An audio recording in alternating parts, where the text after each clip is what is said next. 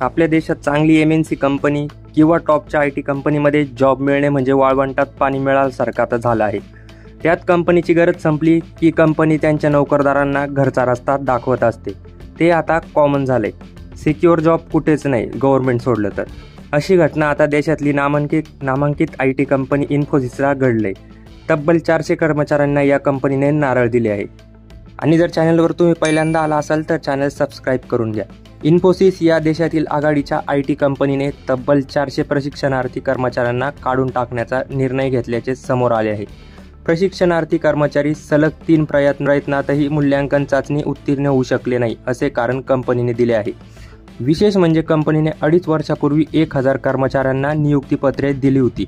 त्यानंतर ऑक्टोबर 2024 मध्ये त्यांची नियुक्ती केली। दरम्यान अनेक कर्मचारी कंपनीचा निर्णय ऐकून बेशुद्ध पडले।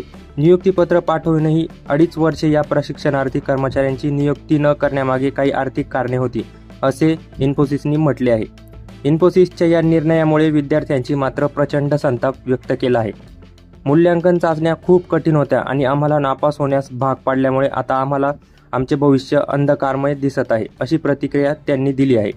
दरम्यान प्रशिक्षणार्थी कर्मचाऱ्यांनी मोबाईल फोन आणू नयेत यासाठी कंपनीने बाउन्सर आणि सुरक्षा कर्मचारीही तैनात केले आहेत। आणि आता कंपनीने सायलेंट ले ऑफ प्रक्रिया सुद्धा चालू केली आहे। सायलेंट ले ऑफ म्हणजे बघा, कर्मचाऱ्यांना थेट काढून टाकण्याऐवजी स्वइच्छेने राजीनामा देण्यास सांगून त्यांचे कर्मचारी कमी केले आहे। म्हणजे कर्मचाऱ्यांना टॉर्चर करणे किंवा अशा काही गोष्टी करणे की कर्मचारी स्वतःच राजीनामा देतील।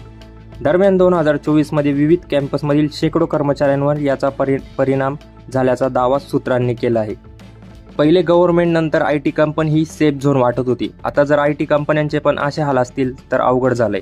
याबद्दल तुमचं काय मत आहे कॉमेंटमध्ये नक्की सांगा आणि व्हिडिओला लाईक करा।